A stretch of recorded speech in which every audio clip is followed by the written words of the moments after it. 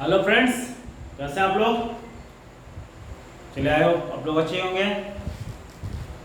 आप लोगों को वैदिक काल के बारे में हम पहले ही बता चुके हैं। वीडियो नंबर 1, 2, 3 यानी पार्ट 1, पार्ट 2, पार्ट 3 हम दे चुके हैं। आज आप लोगों को बताएंगे कि आर्यों का भौगोलिक स्थिति कहाँ था, यानी कि ये देखो आगमन कहाँ से हो रहा है। और दूसरी बात, जो पहले ही मेरा वैदिक काल का जो पहला क्वेश्चन था, क्या सभी धर्मों का जननी वैदिक काल है, ये मेरा क्वेश्चन था। आज मैं उस क्वेश्चन का जवाब मैं देने वाला हूँ। आप लोग आज से बने रहिएगा, आपको उसका जवाब मिल जाएगा। इनका जननी कौन है, क्या है, कैसे है, इसके लिए भी हम लोग डिस्कशन करेंगे साथ में। आज चलिए पहले हम डिस्कशन करें जो आप लोग एग्जाम में आने वाला है। जो भी कोई भी एग्जाम, अगर कंपटीशन एग्जाम दे रहे हैं, चाहे रेलवे हो, एसएससी हो, कोई भी जीएसएससी भी है, कोई भी स्टेट का, यानी यूपीएससी जेपीएससी वाले तो ज़्यादा आप लोग ध्यान देंगे, यानी कि पीसीएस वाले भी। यानी क्या है कि जो हम जो नोट्स आपको जो प्रोवाइड करते हैं अपना ब्लॉगर में, यानी कि मेरा ब्लॉगर नंबर क्या है, ब्लॉगर यानी कि Suresh sir 7.blogspot.com। Suresh sir यानी कि स्मॉल लेटर में लिखा हुआ है सुरेश सर 7.blogspot.com। इसमें जाइएगा। हम नोट्स तो पूरा हम डिटेल्स दे दिए हैं, क्योंकि लिखने का ज़्यादा झमेला हम नहीं रखना चाह रहे हैं, क्योंकि इसमें क्या है कि आपका टाइम वेस्ट होगा, मेरा भी टाइम वेस्ट होगा। वेस्ट नहीं करना है, बहुत कीमती टाइम है हर एक के लिए। तो आइए हम लोग पहले डिस्कशन करते, क्योंकि डिस्कशन करने से जितना आपको याद होगा वो आपका नोट्स लिखने से भी नहीं होता है। तो वो तो आप लोग खुद लिखेंगे तब वो आपका काम आएगा। तो चलिए हम लोग इसमें भी चलते हैं, लेकिन आज पहले हम लोग आज बता देते हैं कि आर्यों का भौगोलिक स्थिति, यानी कि ये लोग भौगोलिक स्थिति यानी कि लोग कहाँ से आ रहे हैं। जैसे देखिए मैप में आप लोग हम दिखा चुके हैं, यानी कि ज्योग्राफी में आप लोग जाएंगे तो मैप बहुत ही जबरदस्त आपको समझाएंगे कहाँ कहाँ कैसे क्या आपको पढ़ना है। इतना जो वर्ल्ड का मैप देख रहे हैं ना, मैप के साथ आपको बहुत अच्छा इंटरेस्टिंग हम फ्रेंड पढ़ा देंगे। आप लोग जब ज्योग्राफी पढ़ाएंगे तो बताएंगे, लेकिन थोड़ा सा वैदिक काल में भी इस हिस्ट्री को हम लोग थोड़ा सा मैप को देख लेते हैं। तो आइए पहले पता करते हैं। तो ये देखिए ये इंडिया है, ये आप देख रहे हैं ये इंडिया है, ठीक है। यानी कि अब देखिए यहाँ मध्य एशिया, यानी कि यहाँ वाले क्षेत्र ईरान माउंटेन हो गया, यहाँ मध्य से, यहाँ से ये लोग आ रहे हैं, आर्यों का आगमन हो रहा है। यानी कि मध्य एशिया से ये आ रहे हैं, आने क्रम में पहले गया ईरान, यानी कि ईरान में ये जा रहे हैं। ये भी देखिए क्वेश्चन पूछा हुआ कि आर्यों का आगमन जो हो रहा है वो पहले कहाँ जा रहा है, क्या भारत में प्रवेश कर रहा है? नहीं, पहले ईरान जा रहा है। ईरान से ये भारत में प्रवेश करेगा। तो भारत में कहाँ से, यानी कि अफगानिस्तान पाकिस्तान होते हुए, यानी देख रहे उधर से जैसे लोग आ रहे हैं, कैसे गोरा चिट्टा है, सब नाक लंबा है, लंबे चौड़े हैं, ठीक है। तो अब देखिए ये लोग यहाँ से आ रहे हैं आने क्रम में। अब देखिए सब सिंधु प्रदेश, यानी कि इसका केंद्र बिंदु कहाँ था, सिर्फ सिंधु प्रदेश। और इसका फिर केंद्रीय नेक्स्ट सतलज और जमुना मध्य, जिसको हम लोग क्या करते हैं, सतलज जमुना वाले क्षेत्र को ब्रह्मपुत्र, इस क्षेत्र में ये आके बसना लोग शुरू कर रहे हैं। और यहीं से ये लोग जो आ रहे हैं उसको भी बताएं क्या है। इसी से फिर पंजाब हो गया, पश्चिम पंजाब, पूर्वी पंजाब, बिहार यानी कि यूपी, बिहार, इस सब क्षेत्र में इसका विस्तार हो रहा है। तो ये जो आने के क्रम में अब देखिए यहाँ से अब कैसे कैसे ये लोग हम लोगों को पूरा विस्तार हो रहा है, इसको भी हम लोग बताएंगे आप लोगों को। तो मैप में जरूर आप उसको आप देख लीजिएगा, यानी कि इंडिया में देखिए इस क्षेत्र में ये आगे पहले बस रहे हैं, आर्यों का आगमन हो रहा है, ठीक है। चलिए हम लोग आगे बढ़ते हैं।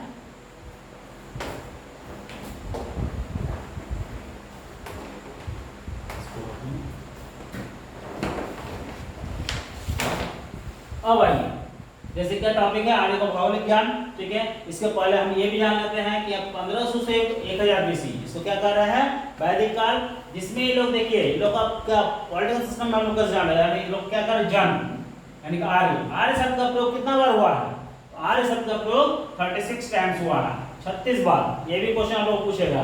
जन शब्द का प्रयोग कितना बार हुआ, 275 हुआ, इसको भी आप देखिए। अब आइए 1000 से 500 BC, यानी कि इसको हम लोग क्या कर रहे हैं, उत्तर वैदिक काल। इस समय जन का जो पैर पड़ रहा है उसको हम लोग जनपद कर रहे हैं। और जनपद से ही 600 से 300 BC में क्या हो रहा है, 16 महाजनपद, यानी कि यहीं से अब हम लोग आगे का पॉलिटिकल सिस्टम शुरू हो जाएगा, ठीक है। इसके बारे में हम लोग बताएंगे क्या क्या 16 राज्य का जो निर्माण हो रहा है, नेक्स्ट वीडियो में हम बता देंगे आप लोगों को। पहले आज हम लोग आर्य को यानी वैदिक काल को अब अच्छा से क्लियर कर लेते हैं। यानी कि इसके लिए क्या है, पार्ट 1 वैदिक काल का पार्ट 1, पार्ट 2, पार्ट 3 एंड ये होगा आपका पार्ट 4। पार्ट 4 में आपका वैदिक काल पूरा क्लियर हो जाएगा। अब आइए इसको जानने के लिए क्या है कि हम ज़्यादा लिख नहीं रहे हैं, क्योंकि लिखने का ना आपके पास टाइम है ना मेरे पास टाइम है। तो चलिए पहले हम बता दे रहे हैं, इसके नोट्स आप लोग प्रोवाइड कर दे रहे हैं। तो जैसे देखिए मेरा ब्लॉगर में जाइएगा, ब्लॉगर में जाइए, यानी ब्लॉगर आप लोग अगर जो खोलने में नहीं आता आपको जरूर खोलने में सीखिए, क्योंकि ये भी अब डिजिटल इंडिया में भी आप लोग जुड़ना होगा तभी होगा। यानी कि गूगल में जाइए, ब्लॉगर में आप लोग गूगल में जाके suresh7.blogspot.com ये आप लिखेंगे तो मेरा ब्लॉग खुल जाएगा चैनल। उसमें आपको क्या है, पहले हम सिंधु घाटी सभ्यता का दे चुके हैं, वैदिक काव्य हम दे चुके हैं। आप लोग इसको खोलिएगा और जैसे जैसे हम वीडियो में बताते जा रहे हैं उसी हिसाब से आप लोग उसको पढ़ते जाएंगे, नोट करते जाएंगे, आपके लिए बहुत फायदेमंद का काम करेगा। तो चलिए अब हम लोग फिर एक बार बताते हैं आपको, सुरेश सर यानी कि स्मॉल लेटर में सब होगा 7.blogspot.com, इसमें जाइए आपको सारा नोट्स मिल जाएगा। तो चलिए अब हम लोग आते हैं कि आर्यों का भौगोलिक ज्ञान। तो इसमें आइए अब पेज नंबर 5 में आइए। तो पेज नंबर 5 में देखिए आर्यों का भौगोलिक ज्ञान है, यानी वैदिक काल में, ऋग्वैदिक काल में लोग का भौगोलिक ज्ञान कहाँ था। जैसे देखिए प्रारंभिक अधिवास क्या है, पंजाब और इसके सीमावर्ती क्षेत्रों में, जिसको सतलज और जमुना कहते हैं, जमुना वाले क्षेत्र जिसको हम लोग ब्रह्मपुत्र कहते हैं। अब आइए सप्त सिंधु प्रदेश इसका केंद्र बिंदु था, जो सिंधु क्षेत्र है ये इसका केंद्र बिंदु था। समुद्र का ज्ञान इन लोगों को था क्या, समुद्र ज्ञान नहीं था। समुद्र का मतलब ये लोग पानी यानी कि जल, कहीं जो जल जमा है उसको कहता है, ठीक है। अब भाई ये लोग हाँ हिमालय का ज्ञान है, वैदिक काल में समुद्र का ज्ञान नहीं है, हिमालय का ज्ञान है। अब आप इमेजिन कीजिए, बाकी देखिए आपको अफगानिस्तान पाकिस्तान पे क्या समुद्र मिल रहा नहीं मिल रहा है। अब आइए उत्तर वैदिक काल में, यानी कि उत्तर वैदिक काल में आप देखिए इसका क्षेत्र कहाँ ये लोग का विस्तार हो रहा है, पूर्व राजस्थान, पूर्व उत्तर प्रदेश तथा बिहार के भागों में ये विस्तार कर रहा है। अब आइए गंगा का घाटी का ज्ञान अब हो रहा है। देखिए पहले से ज्ञान गंगा की घाटी का ज्ञान प्राप्त नहीं हो रहा है, आप देखिए गंगा वाला क्षेत्र में ये विस्तृत हो रहा है। आइए नर्मदा, गंगा, गंडक, चंबा आदि नदियों का भी अब इसको ज्ञान हो रहा है। समुद्र का वर्णन है, अब देखिए उत्तर वैदिक काल में अभी लोग समुद्र से परिचित हो रहा है। विंध्य क्षेत्र यानी कि विंध्याचल पर्वत तक ये लोग देखिए इन लोगों का आगमन हो गया है। अब आइए ये लोग देखिए, ये लोग क्या है कि यानी कि ऋग्वैदिक काल में ये लोग जो यानी कि हम लोग जो पॉलिटिकल सिस्टम जो है वो अब कैसे चल रहा है, यानी क्या है जनपद, सोलमान जनपद, तो अब ये लोग को देखिए उस समय यानी कि ये लोग जो आर्य को आगमन हो रहा है तो ये लोग कैसे आ रहे हैं, कबीलाई के रूप में। कबीलाई को हम लोग क्या कर रहे, जन कर रहे हैं, ठीक है। ये लोग हेड को क्या कर रहे हैं क्या नहीं, आइए अब आगे भी इसके भी देख लेते हैं। यानी कि अब आप लोग आइए पेज नंबर 6 में, यानी कि राजनीतिक संगठन की विभिन्न इकाइयाँ, यानी कि लोग जो पॉलिटिकल सिस्टम जो इकाइयाँ था उसका क्या क्या नाम है। जैसे कुल यानी कि परिवार को क्या कहते हैं, कुल, इसका हेड कौन होता था, कुलप यानी कि कुलपति। ग्राम यानी कि गांव, जिसको इसका हेड होता था ग्रामीणी। अब आइए 20 गांव का समूह, जनजाति जो समूह होता था उसको हम लोग 20 करते हैं, यानी कि इसका हेड कौन होता है, 20पति। अब आइए जन या जनजाति, यानी 20 का समूह को जन या जनजाति करते हैं, जो आपका गोप या गोपति भी करते हैं। अब आइए गण यानी कि गणपति या श्रेष्ठ। राष्ट्र यानी कि देखिए अब राष्ट्र शब्द का प्रयोग यानी कि राज्य देश जिसको कर रहे हैं ये सब का प्रयोग हो रहा है। उसका हेड उस समय देखिए राजा नहीं है, कौन है, राजन। हेड कौन है, राजन। उसके बाद इसको हम राजा कहेंगे। चलिए ठीक है, यहाँ क्लियर हो गया। यानी कि ये राजा को आप क्या है कि उत्तर वैदिक काल में जैसे अभी आप देख रहे हैं प्राइम मिनिस्टर को हेड करेंगे, कैबिनेट मिनिस्टर है, उसी तरह क्या है कि रत्नीन होते थे, जिसको हम लोग रत्नीन कहते हैं।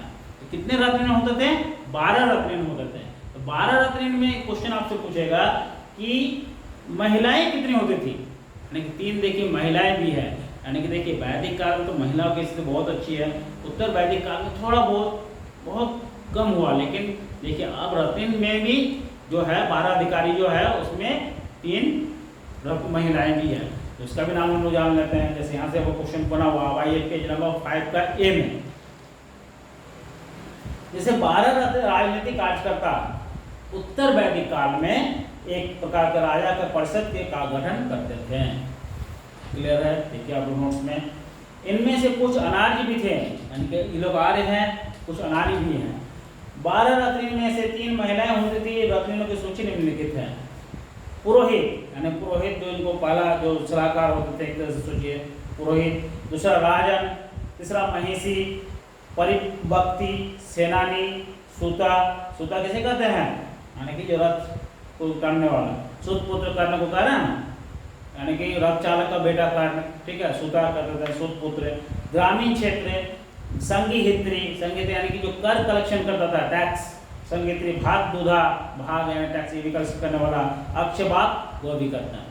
इतने 12 रत्न होते हैं। चलिए अब आगे आते हैं। अब फिर आइए पेज नंबर 6 में।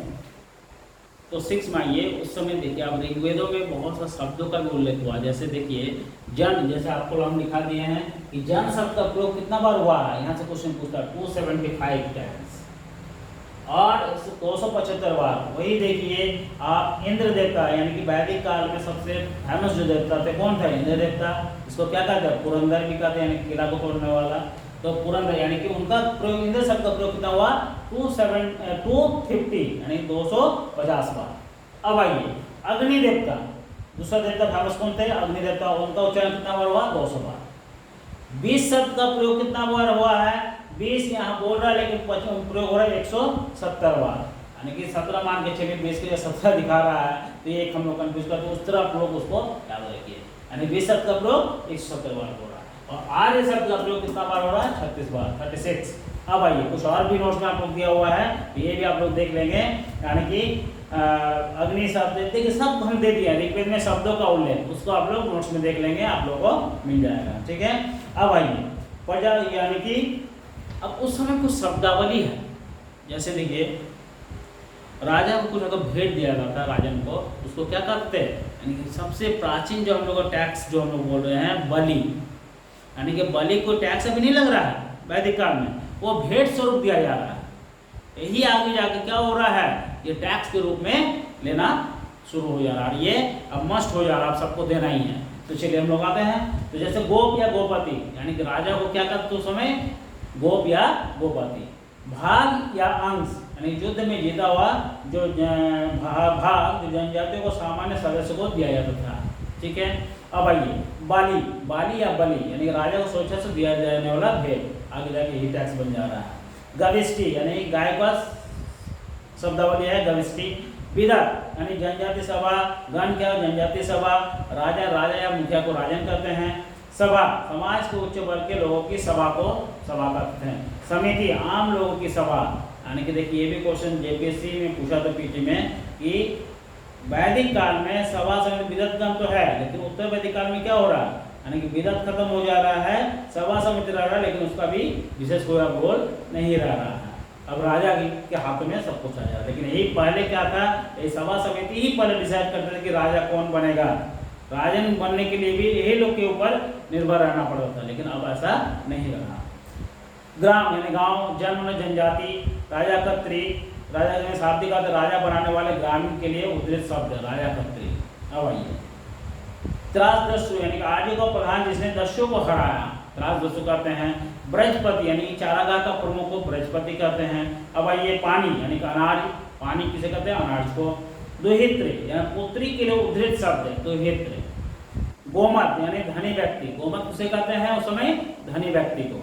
अब आइए दास, यानी प्रारंभ में आए हुए आर्य के समूह से संबंधित लोग, यानी पहले जो थे वो लोगों को कर रहे हैं। अब आइए दस्यु, द्विज, द्विज के आगे व्यक्ति जो 2 बार जन्म लेता है, यानी ब्राह्मण, क्षत्रिय तथा वैश्य के लिए उद्धृत, इसको द्विज कहते हैं। शूद्र इसमें प्रयोग नहीं हो रहा। नियोग, नियोग प्रथा क्या है? कि नियोग प्रथा में क्या होता था? यानी कि किसी भी स्त्री का अगर पति मर गया, बच्चा जन्म नहीं हुआ है, तो वो क्या है? अपने देवर के साथ या किसी भी अपने रिश्तेदार के साथ अपना संपर्क, शारीरिक संबंध बना के अपना बच्चों को जन्म दे सकता है। ये कहते हैं नियोग प्रथा। ये भी बहुत बार क्वेश्चन पूछ चुका है यूपीएससी में, आप लोग जरूर इसको भी ध्यान दीजिएगा। अब आइए, अब लास्ट में आइए व्रत, यानी व्यक्ति जो आर्य समाज से बाहर है। ठीक है, हिरण्यगर्भ, शाब्दिक अर्थ स्वर्ण भ्रूण, अंतरिक्ष, डिम्ब के आदि प्रारूप। अब आइए आप्य, यानी कि जलीय देवता को आप्य करते हैं। नेक्स्ट आइए ब्रीही, यानी ब्रही या ब्रीही, यानी चावल को समय ब्रही कहते हैं। ठीक है, अब आइए सीता, सीता यानी कि हल निशान को सीता कहते हैं। सारे नोट्स में हम दे चुके हैं, आप लोग देख लीजिएगा थोड़ा सा, लेकिन जो इंपॉर्टेंट है हम डिस्कशन करते रहे हैं। लोहा, यानी कि देखिए उस समय तांबा को, लोहा किसको कह रहा है? तांबा को। अब आइए, रजत किसको कह रहा है? चांदी को। तपु किसको कह रहा है? टीन को। ठीक है, श्याम या कृष्णाई यानी कि लोहा को श्याम या कृष्णाई कहा जा रहा है। और अयस्क हो गया तांबा यानी कि कांस्य धातु को। ठीक है, ये शब्दावली भी आप लोग इसको देख लीजिएगा। अब मेरा जो आपको सब क्वेश्चन था कि क्या सभी धर्मों का जननी है वैदिक काल, तो बाकी एक सिर्फ यही नहीं है। आप सिंधु घाटी सभ्यता में देखोगे कि एक जगह पुजारी जो मिला हुआ है उसका दाढ़ी है लेकिन मूछ नहीं है। मुस्लिम धर्म आप देख रहे हैं, दाढ़ी है लेकिन मूछ नहीं है। तो वहीं से कुछ उद्भव मिल रहा हम लोग को, एक सिंधु घाटी सभ्यता से। उत्तर वैदिक काल में देखिए सनातन धर्म यानी कि हिंदू धर्म का जन्म हो रहा है। अब यहीं से क्या हो रहा है आप देखिएगा, एनसीईआरटी बुक में आप जाइएगा, एनसीईआरटी ओल्ड बुक में पेज नंबर 95 में आप देखिएगा, उसमें लिखा हुआ है कि जो यज्ञ की बलि होता था उसमें बहुत सारा गायों का भी बलि दिया जाता था और अतिथि जो आते थे उसको गो मांस भी खिलाया जाता था। आप देख रहे हैं, ध्यान से आपको इस बात को देखना है तो ओल्ड एनसीईआरटी बुक में 95 नंबर पेज में जाइएगा, आपको ये सब मिलेगा। ठीक है, तो जरूरी नहीं है। तो यहाँ क्या है कि भले हम लोग, आप जैसे आपका 2 बेटा अलग अलग रूप ले रहा है, धीरे धीरे उसका वंशावली बढ़ते जा रहा है। तो यहाँ क्या है कि हिंदू धर्म, मुस्लिम धर्म या कोई भी धर्म, देखिए सब अपना अपना अलग हिसाब से अपना यूज करते हैं। तो इसमें ऐसा कुछ नहीं है, बस जिसको भी जो धर्म अच्छा लग रहा है उसको पालन करने दीजिए। मैं तो यही कहना चाहूँगा, और अपने हिसाब से सबको जीने दीजिए ताकि कोई भेदभाव ना हो। बस आपका मन में जो भी चाह रहा आप उसे कीजिए। हाँ, सबको ध्यान में रखते हुए, एक राष्ट्र को, देश को ध्यान में रखते हुए सबको हम लोग एक काम करना है और कोई किसी को हानि ना पहुंचाए। यही मैं कह के अच्छी आज का टॉपिक मैं समाप्त कर रहा हूं। और आगे भी आप लोग को ये सब डिटेल्स मिलते जाएगा। तो आप लोग देखिए, कोई जरूरी नहीं है कि जो मैं कह रहा हूँ वही सत्य है, लेकिन बहुत सारा अनुमान लगाया जा सकता है, एनालिसिस किया जा सकता है।